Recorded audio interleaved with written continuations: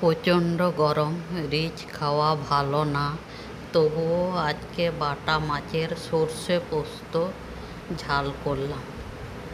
কিছুতেই কোনো কিছু খেতে ভালো লাগছে না, তাহলে কিছু তো একটু সুস্বাদু রান্না করে খেতে হবে। সেই জন্য আমি ভাবলাম এই মাছগুলোকেই সুন্দর করে ঝাল করি, তাহলে অন্তত খেতে ভালো লাগবে। কিন্তু সত্যিই বলছি, খেতে দারুণ হয়েছিল। আমার তো এইটা দিয়েই এক থালা ভাত খেয়ে নিয়েছি দুপুরে, আর কোনো কিছুর প্রয়োজন হয়নি।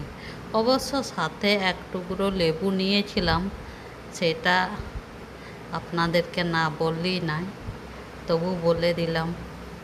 ঠিক আছে, রান্নাটা কেমন হয়েছে জানাবেন।